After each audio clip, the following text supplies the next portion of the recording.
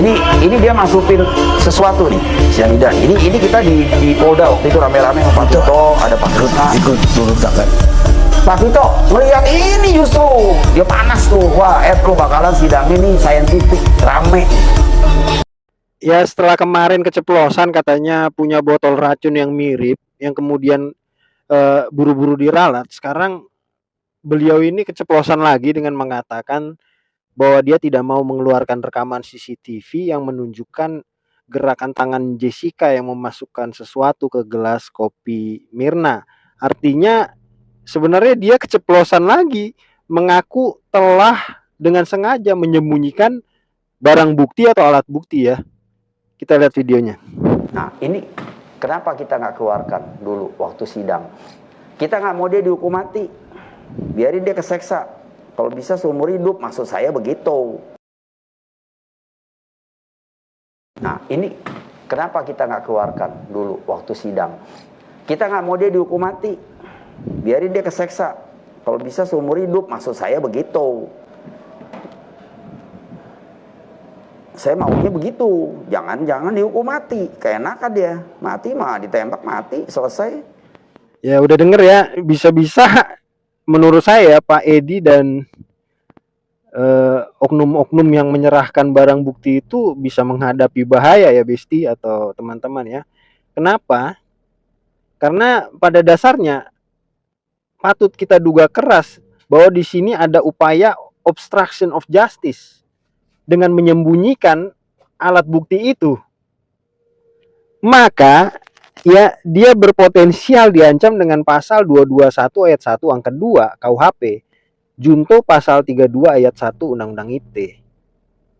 Harusnya itu disita loh. Kemudian mesti diperiksa lebih dulu apakah ada video tampering atau adakah rekayasa video di situ. Kedua, perlu ditanyakan dari mana sih Pak Edi mendapatkan video itu? Ya kalau menurut saya sebenarnya kalau kita pikir-pikir, kalau Pak Edi terus dibiarkan bicara seperti ini, nanti lama-lama bakalan terbongkar dengan sendirinya kok kasus ini. Lalu pertanyaannya adalah apakah perkara Jessica ini udah final atau masih bisa dibuka kembali? Kata siapa udah final? Masih bisa kok. Dasar acuan kita adalah putusan MK nomor 34 PUU 11 Romawi garis miring 2013 yang berimplikasi bahwa peninjauan kembali bisa diajukan berkali-kali dalam perkara pidana. Karena dalam perkara pidana upaya hukum luar biasa untuk menemukan keadilan dan kebenaran material nggak bisa dibatasi oleh waktu ataupun ketentuan formalitas. Jadi berdasarkan putusan MK itu, maka peninjauan kembali pada perkara pidana ya bisa dilakukan lebih dari satu kali apabila memenuhi alasan untuk PK. Gitu ya. Hukum itu ada 3 tujuannya. 1 kemanfaatan, 1 keadilan, 1 kepastian hukum. Oke. Banyak orang berpikir supaya ini adalah ya sudah pasti hukumnya sudah ada PK.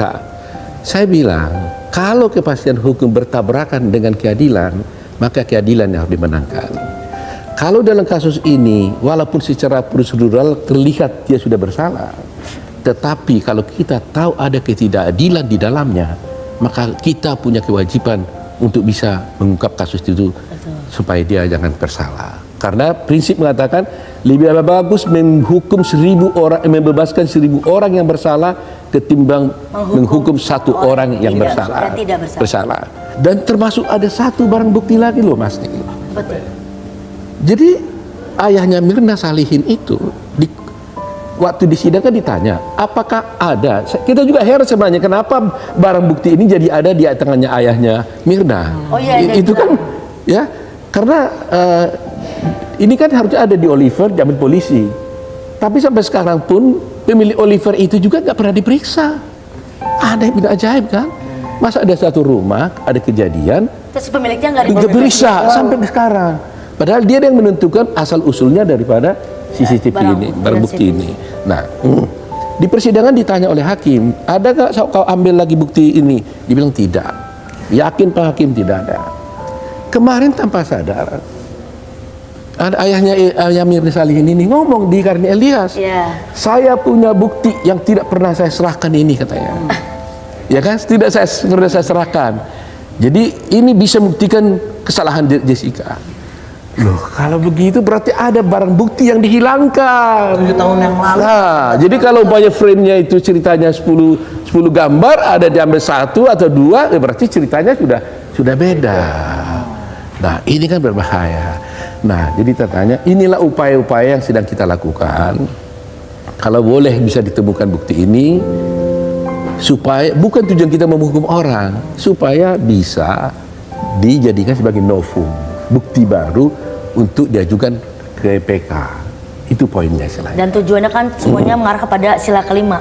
Sila kelima. Keadilan sosial bagi seluruh rakyat Indonesia. Itu hebat banget sih temannya. Hebat banget. Bisa mengerti. Siap-siap nih jadi wakil TKN. Pertama, saya mau izin dulu minta maaf ke Oto Hasibuan. Setelah saya pikir-pikir, ternyata lawyer Oto Hasibuan ini, Bapak Oto Hasibuan, itu orang baik. Meskipun saya suka ngomong-ngomong yang kurang baik terhadap beliau, tapi beliau nanggapinya luar biasa. Senior banget.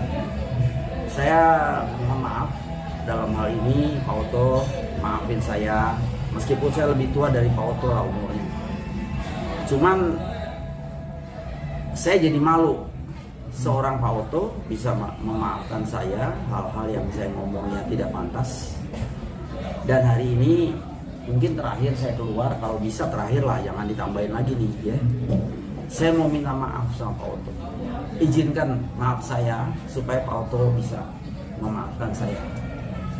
Bukti yang dibawa adalah rekaman video dalam wawancara Darmawan Salihin dengan Pak Karni Ilyas. Darmawan Salihin kemudian menunjukkan satu video di handphonenya. Itu potongan video ketika Karni menanyakan, kemudian singkatnya Edi Darmawan Salihin dalam wawancara itu menunjukkan sebuah video yang menurut dia itu dengan sengaja yang menunjukkan tangan Jessica memasukkan cyanida menurut dia. Kalau begitu, kenapa ada bukti CCTV yang harusnya menjadi utuh, menjadi alat bukti di pengadilan tapi bisa berada di tangan Edi Darmawan Salihin? Itu niat kita melaporkan ini. Biarlah penyidik yang membuktikan dia dapat itu dari mana, dari penyidik kah atau dari KPI Olivier. Ada ayah korban pegang barang bukti tidak ada di pengadilan. Ada ayah korban yang cuap-cuap jual-jual nama petinggi-petinggi Polri. Emang dia siapanya polisi ya? Dia cuap-cuapnya ya teman-teman, ikut sendirilah. Kami mau kembalikan ini ke koridornya. Kalau betul CCTV yang di tangan ayahnya Mirna itu dari penyidik, silakan nanti diluruskan itu. Seluruh putusan pengadilan baik dari PN, PT, Kasasi dan PPK, seluruh pertimbangan majelis hakim mengutamakan pada pertimbangan barang bukti CCTV. Tapi ada potongan CCTV, potongan konten maksud saya, yang berada di tangan ayahnya Mirna. Ini pertanyaan besarnya sebenarnya yang mau kita uji lewat laporan ke sini.